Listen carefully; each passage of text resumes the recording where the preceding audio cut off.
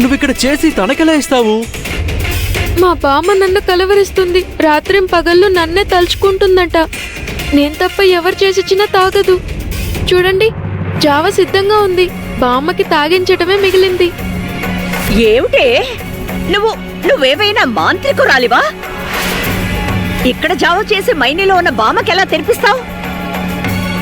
నిజంగానే పిచ్చి పట్టిందే నీకు? లేదు, నువ్విలా చెప్పిన మాట వినవు. నీకు శిక్ష పడాల్సిందే. అమ్మా, అత్తయ్య గారు, అత్తయ్య గారు, అత్తయ్య గారు, నాకు భయం వేస్తుంది. నీకు వాత పెట్టాల్సిందే, అప్పుడు గాని నీకు బుద్ధి రాదు. అమ్మా అమ్మా అమ్మా, వద్దమ్మా. నువ్వేం చేస్తున్నావు? తను పిచ్చిదంటే నువ్వెందుకు ఇలా చేస్తున్నావు? దిగు, అవతలకు వెళ్ళు. దీనికి మతి భ్రమించింది, పిచ్చెక్కింది నీకు. అమ్మా వద్దు, మన సక్రమంగానే ఉన్నాం కదా, మనం కూడా దానిలాగా పిచ్చి పనులు చేయాలా? ఇది నా సహనాన్ని పరీక్షిస్తుంది. వీడు మొహం చూసి వదిలేశాను.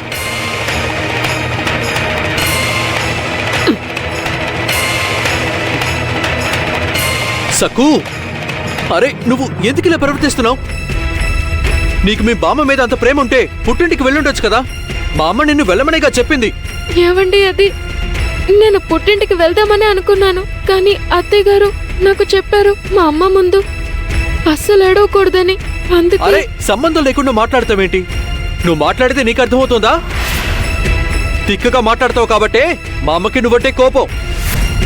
ఏమైనా అంటే ఏడుస్తావు. నాకు నీ ప్రవర్తన బొత్తిగా నచ్చలేదు సక్కు.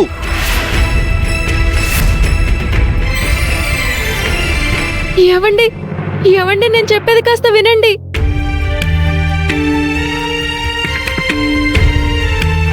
పాండురంగా, నేనేం తప్పు చేశాను? నేను నిజంగానే బామ్మని చూడ్డానికి వెళ్దామనుకున్నాను, కానీ మా అత్తయ్య గారు నన్ను వెళ్ళనివ్వలేదు. ఎవరో దాహంతో అలమటిస్తే నీళ్లు తాగించాను, కానీ నా సొంత బామ్మకి జావ తాగించలేకపోతున్నాను. ఇప్పుడు నేనేం చేయాలి పాండురంగా?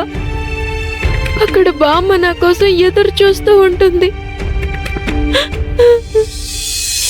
విఠల విఠల పాండురంగ, విఠల విఠల పాండురంగ, విఠల విఠల పాండురంగ, విఠల విఠల పాండురంగ. సఖు తయారు చేసిన జావా ఇక్కడికి వచ్చేసింది. ఇది తాగితే బామ్మ కోలుకుంటుంది.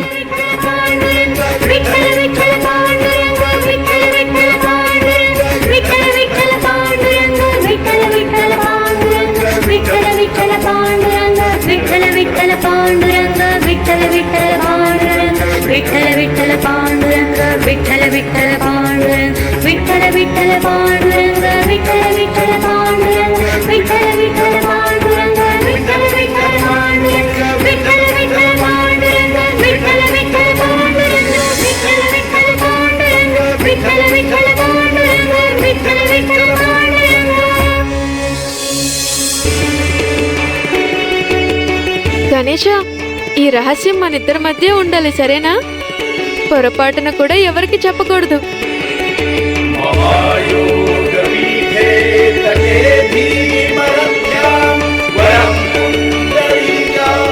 బామ్మ, జావ తీసుకొచ్చాను. కొంచెం కొంచెంగా తాగు, బలం వస్తుంది. తీసుకో.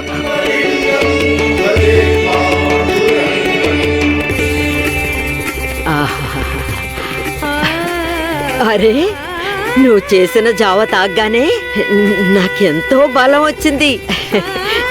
సఖు, నీ హస్తవాసి బాగుందే. ఆ అన్నపూర్ణ కరుణా కటాక్షాలు నీ మీద ఉన్నాయి. చాలా రుచిగా చేశావు. జావ కమ్మగా ఉంది. నిజంగా నాకు చాలా శక్తి వచ్చింది. అలసట పోయింది. నా ఒంట్లో ఉన్న అలసట, నీరసం మొత్తం పోయాయి. పాండురంగా, నువ్వే నా చేత సగ్గుబియ్యం జావ చేయించావు కదా. నేను నిన్ను అడిగానా నేనిక్కడ జావ చేస్తే మైనీలో ఉన్న బామ్మ ఎలా తాగుతుంది అని? నాకు నీ మీద ప్రగాఢమైన నమ్మకం ఉంది, కానీ మా అత్తయ్య గారికి ఆయనకి ఎందుకు నమ్మకం లేదు? వాళ్ళకి కూడా నీ మీద నమ్మకం కలిగించవా? పాండురంగా, నువ్వు మా బామ్మకి నిజంగానే నేను చేసిన జావ తీసుకెళ్ళి ఇచ్చావా? ఇచ్చే ఉంటావు, నా కోసం ఏమైనా చేస్తావు. నువ్వు నా స్నేహితుడివి, నా ప్రాణ స్నేహితుడివి. చూడు బామ్మ, నువ్వేవి ఆలోచించకుండా ప్రశాంతంగా నిద్రపోవాలి, సరేనా? ఉమ్, నిద్రపోతేనే నీకు బలం వస్తుంది. ఉమ్, అత్తగారింట్లో అనుమతి తీసుకుని వచ్చాను. ఉమ్. తెల్లవారేసరికల్లా నేను మా అత్తగారింట్లో ఉండాలి బామ్మ. ఇచ్చిన మాట ప్రకారం నేను అక్కడికి వెళ్ళకపోతే ఆవిడ కోపగించుకుంటారు. నిజమే కదా. ఆయనకి కూడా కోపం వస్తుంది. ఉమ్, సరే బామ్మ, నేను బయలుదేరతాను. నువ్వు ప్రశాంతంగా నిద్రపో. ఉమ్. అలాగే బంగారు తల్లి. ఆ? నా చిన్నారి సక్కు పెళ్ళవగానే ఎంతో బాధ్యతగా మాట్లాడుతోంది.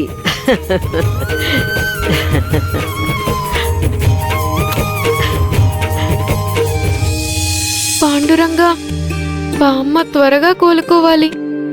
నాన్నగారిని, అమ్మని జాగ్రత్తగా చూసుకో. పాపం అమ్మ చాలా బాధపడి ఉంటుంది. తన్ని జాగ్రత్తగా చూసుకో.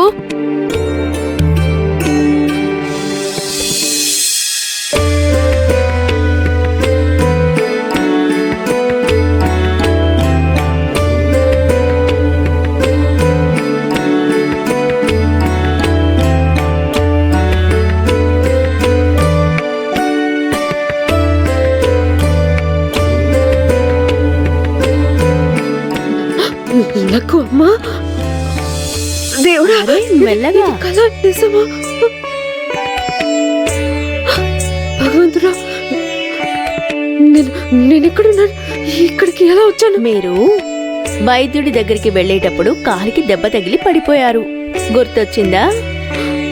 అవునండి, అత్తయ్య గారి గురించి చాలా ఆందోళన పడ్డాను. ఇప్పుడు బాగానే ఉందా? పర్వాలేదు. అల్లకు అమ్మ, మా అత్తయ్య గారికి అస్సలు ఒంట్లో బాగుండలేదు. ఉలుకు పలుకు లేకుండా పడున్నారు. నేను వెంటనే అయ్యో, ఇంటికి వెళ్ళాలి. ఆగండి ఆగండి, మీ అత్తగారు ఇప్పుడు ఆరోగ్యంగా ఉన్నారు. మీరెక్కడికి వెళ్ళక్కర్లేదు, తిన్నగా ఇంటికి వెళ్ళండి. మా అత్తయ్య గారు కోలుకున్నారా? బావున్నారు. మీరు నాకు శుభవార్త చెప్పారు. మీరు ఎలా వెళ్తారు? నేను చూసుకుంటాను. ముందు మీరు ఇంటికి వెళ్ళండి. నేను వెళ్ళొస్తాను. సరే. పాపం అత్తయ్య గారి ఇంట్లో ఒంటరిగా ఉన్నారు. తను కోలుకున్నారు, నాకు అది చాలు. ఇదంతా నీ చలవే పాండురంగా.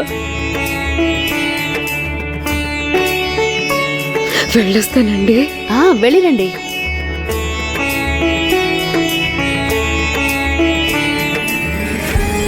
ఆయన కృప చూపించాల్సిందే. బామ్మగారు జీవితాంతం ఆయన్ని కొలిచారు కదా. పాపు సక్కు కూడా వాళ్ళ బామ్మని తలుచుకుని బాధపడుతూనే ఉంది. మరి సక్కు స్నేహితుడు పాండురంగుడు చూస్తూ ఊరుకుంటాడా?